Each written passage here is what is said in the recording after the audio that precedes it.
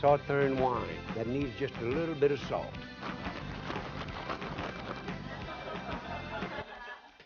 You got to admit that's pretty, yeah. Oh, wait a minute. You know I forgot the most important thing? Yes. Oh, it's looking good. I guarantee that's a fine one. Oh, boy.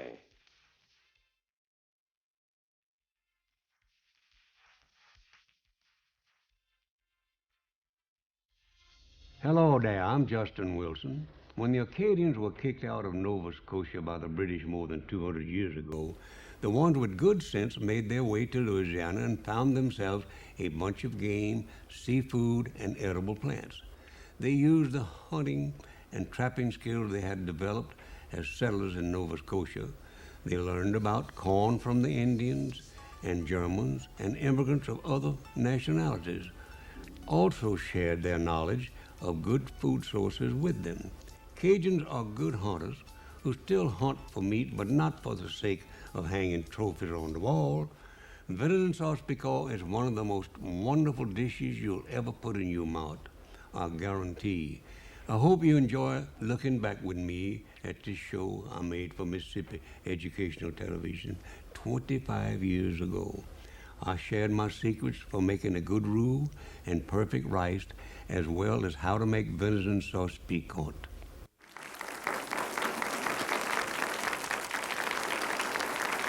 How y'all are?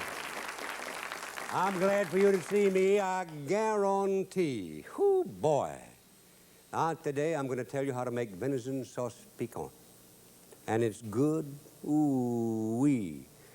And to make a sauce piquant, like most everything else in South Louisiana, when we cook, we first got to make a roux. And we're going to make a roux today and show you how that's did, too.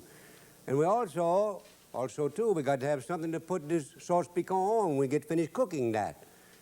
We're going to cook something like that, too. We're going to cook a pot of rice, long grain rice, because it's easy to cook and not as much chance of it gumming up. Now, I'm going to measure this very carefully. You notice?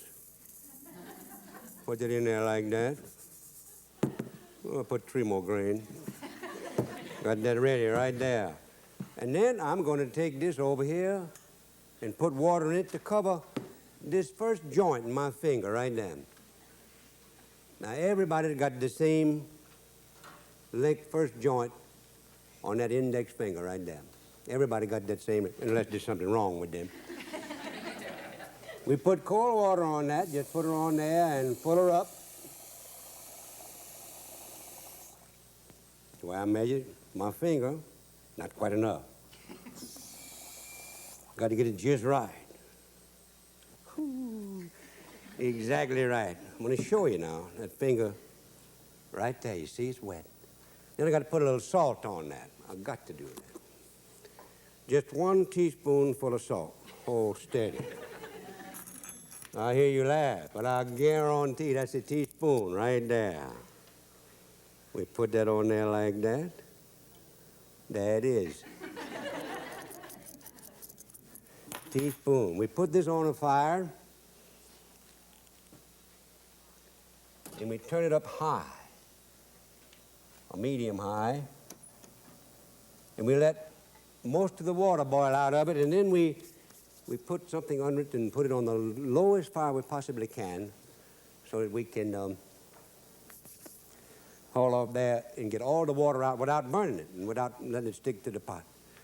You know, when I put that rice on, I can't help but talk about a story I want to told you. They got a town in Louisiana named Guidon, and most people think that's the last town before you get into the Gulf of Mexico, but that ain't the way it is, no. There's another town below there named Florence. And down in Florence, they got all these fancy duck camp with all them big shoots from all over the U.S., and they come there and hunt them duck. And they always sent a guide with them to the blind because they couldn't find the blind in the first place without that guide, and they found they couldn't find their way back. And they got to have somebody to kill the duck, too, you know. And they always leave somebody at the camp to cook a sauce piquant, gumbo, and rice. Us Cajun got to have that rice. And that reminded me of that Cajun that went through Lake Charles, Louisiana one time, and he stopped at a restaurant cafe, and he walked in there, and they got a high counter with high stool, and he got up there, climb up on them stool. A good-looking female girl, lady, waitress, women, Came up and said, what can I did for you, huh? And that fool said, I want a hamburger. She said, all the way? He said, no, cut the rice. But right now, I'm going to make a roux. R-O-U-X, Rux. Roux is what I'm going to make. And the way we do this is we cover the bottom of a pot with oil, olive oil. That just about covers the bottom, and that's about a cup of oil. And I put this on a medium fire to get my oil hot. Get this oil hot here so that we can put the flour in there. Now, we cook a roux slow because we want to take the flour taste out of the roux. And we have to have enough oil to cover the bottom of the pan, and usually, I guess, about 1/8 of an inch is what it is. But we cook it slow to get the flour taste out. If there's anything in this world I hate is to get a hold of something that tastes like old raw flour. I can't stood that. I guarantee. Most anybody else can. And I'll tell you another thing. We put this flour, and this is sifted flour, 1.5 cups is what it'll take for about that much oil, about a cup of olive oil and 1.5 cups of flour, 1.5 cups of flour. And then you stir that. And when I'm talking about stir it, I mean and good. Whew, it take about, I would say, 30 minutes to an hour to make a good roux. And it's sometimes I get up in the middle of the night and stir a roux when I got something on my mind. I would like to just get up and do something about that, you know. So I stir the roux. It's a mind relaxer. Ho, ho, ho. That reminds me, I relaxed my mind so much I didn't finish that story I was telling y'all. Like I'm telling you, this boy go through Opelousas and Lake Charles, but he'd leave one man down there to cook them rice, and he left one day. He would make his sauce piquant out of duck gizzard. And while he was there, that long-distance phone ring itself. It's got to be long-distance because there ain't nothing else near Florence. And he pick up them phone and say, hello there, and operation say, this is long distance. He say, I know that. What can I did for you? She said, would you call Mr. A man with a very funny name, Mr. Smith, to the telephone. He said, oh, no, I can't did that. He's in the blind. I ain't about to go out there. He's liable to took a shoot on me. Whoo! She said, can you took a message? Oh, he said, of course, I can did that. She said, all right. He said, let me get a pencil and a pepper. He went and get a pencil and a pepper. He said, shot the work. She said, would you told Mr. Smith to call Operation 61? He said, Operation 61 in Houston, Texas. In Houston, Texas. Well, you told Mr. Smith to call Capital 21236. He said, what you said? Well, you told Mr. Smith to call Capital 21236. And there was a dead still on the phone. She said, are you there? He said, of course I'm there. But how in the world do you make a capital 2, huh?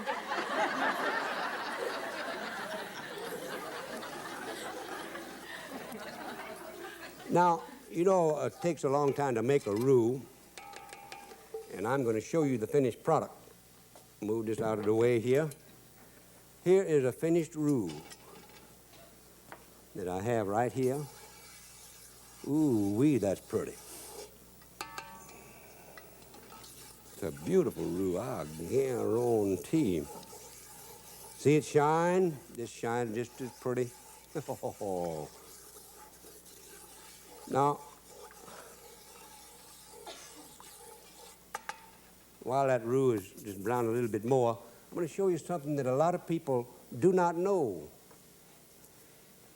How to properly clean an onion. Now, this onion is an ordinary onion. Most people don't take enough of the root out when they clean an onion. If you leave that root in there, it's bitter. And there's no use in having that bitterness because you're going to get enough smell and flavor from that onion with that much going, I guarantee you.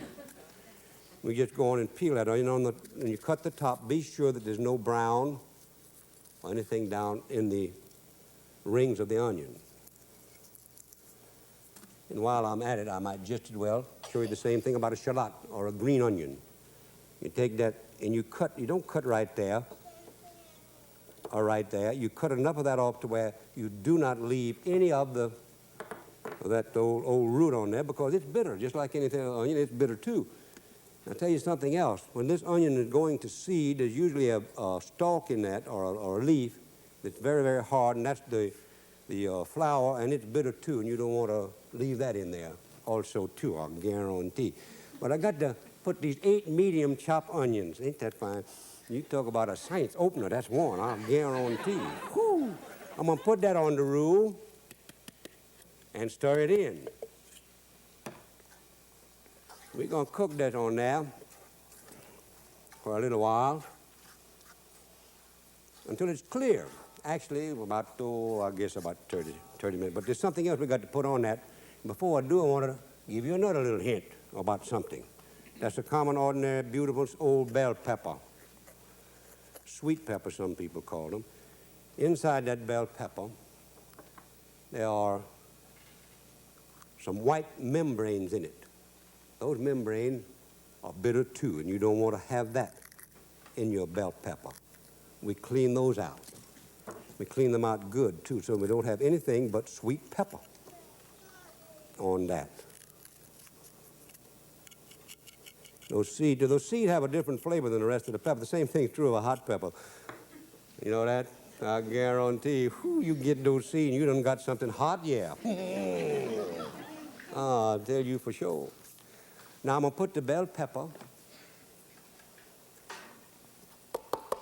and celery in there because they take about as long to cook as an onion. And after I get this all stirred in there, I'm going to add my green onion. Now we usually let a little juice get in this before we put our green onions in because the green onions don't take as long to cook as these other onions and bell pepper and celery. And incidentally, be sure and get all of your strings off of your celery. We're going to put the green onion on that. This is 2 bunches of green onion chopped up fine. Whew. That's smelling good already. I'll tell you for sure. And we stir that in too. Oh, man. Now, we ordinarily let this cook down a little bit for about 30 minutes. We put a lid on it and let it cook down to where we can see that the onions are clear. We like for the onions to be clear, the celery to be clear, and the bell peppers. What we mean by clear is you think you can see through them. You may not, but you come close, I'll guarantee. But right now we're going to put in 2 8-ounce cans of tomato sauce.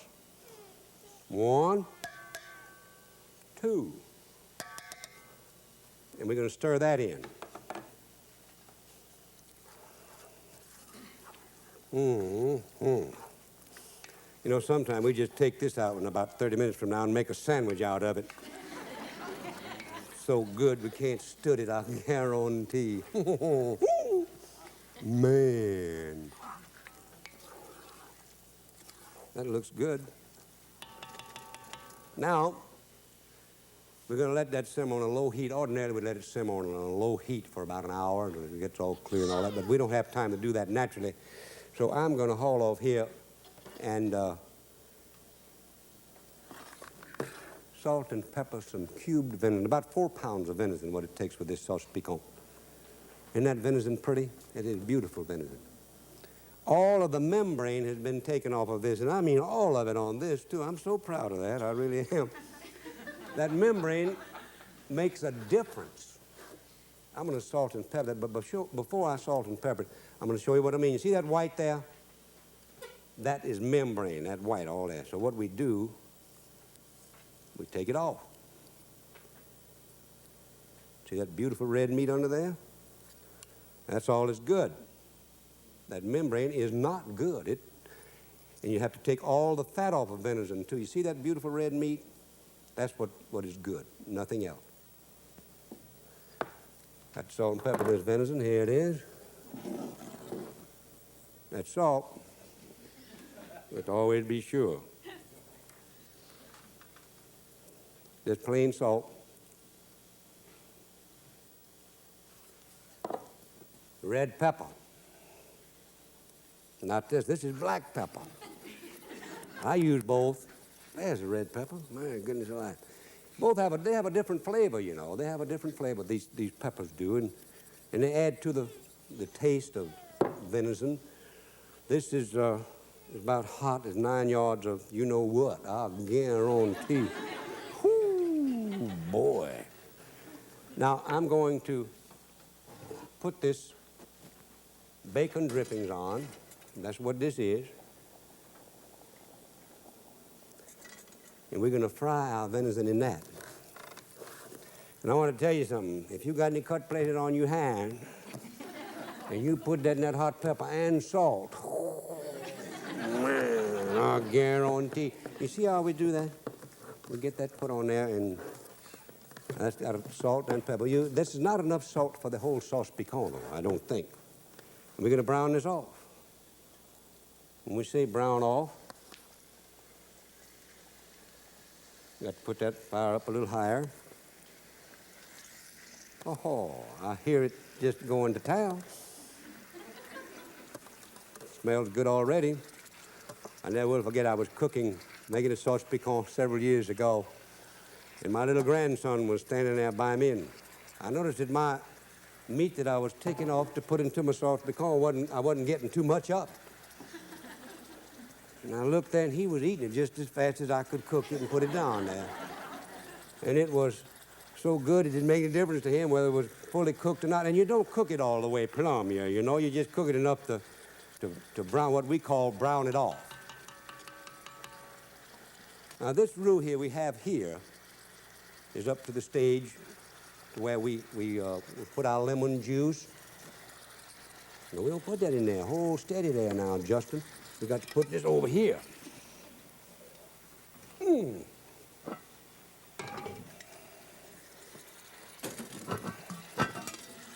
Man, that's beautiful.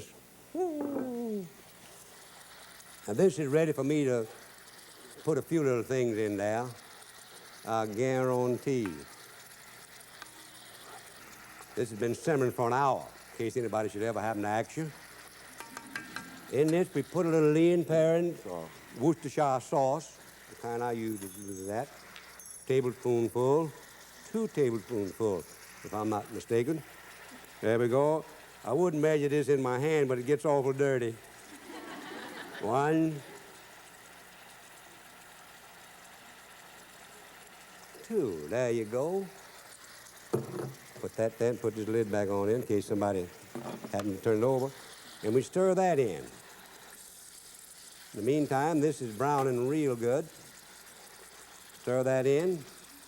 And then we haul off here and put in the juice of 2 lemons. I nearly put in the wrong part a while ago. The juice of 2 lemons and a small jar of olives, usually with pimento in them. Now, my recipe in my cookbook does not call for the olives, nor does it call for this wine. Well, it really makes it better, so I just generally put it in my sauce piquant. And it's so good. Whoo, I guarantee. You know, we're browning this venison off here. It's doing just fine. I never forgot that Cajun. They went to the sheriff down in South Louisiana, and he said, "Sheriff, we would like for you to do us a big favor. A whole bunch of us done got together, and they asked me to come see you." Sheriff said, "Well, go ahead and ask me if I possibly can. I'll be glad to do it, because you know I run for office every 4 years." He said, "Okay, Sheriff, we would like for you to get us 1 more month to hunt." Sheriff said, "What you said?" He said, "All we want you to do is get us 1 more month to hunt." Sheriff said, "What you gonna name it?" He said, "What in the world you meant, what we gonna name it?" He said, "You hunt 12 months in a year now, you get a new month, you got to get a new name for that." This is doing just lovely. Isn't that pretty? That's browning off fine. It's browning off real good. Now we're gonna add this to the sauce. And we let this, ordinarily, we would let this simmer for about 30 minutes. Get all that good juice. You notice that I don't pour those bacon drippings in there because we don't need that. We've already got olive oil and all that kind of stuff Turn that off. The rice is doing mighty fine.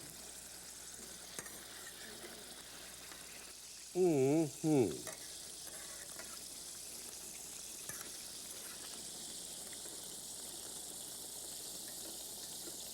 Yeah.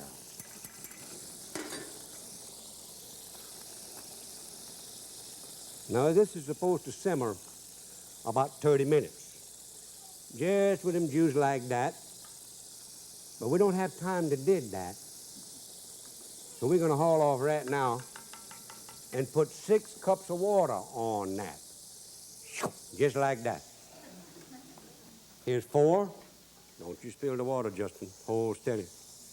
There you go. 4 cups. And 2 make 6, I guarantee. There we go. 6 cups of water. We're going to stir that just at least a little bit. And we're going to put the garlic on that, too.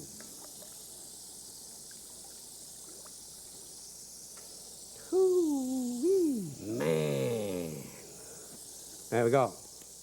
Now, the reason we put that garlic last is because you got to have some juice when you have garlic.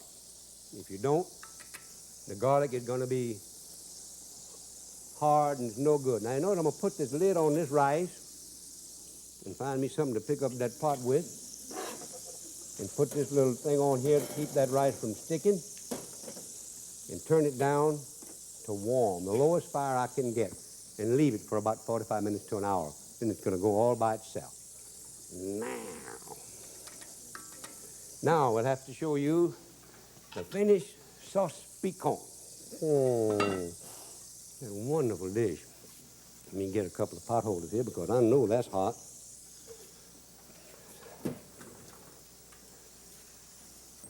Yeah, this rice. And it's so pretty. That's so pretty. We cook that just like we're cooking that in there right now. Put that right there for a second. And here is the finished sauce piquant. And that's hot, yeah. I want you to cast your eye on that. Don't that pretty? Huh? I guarantee that's pretty. Now, I'm going to took this over here. And hot, whew, that's hot.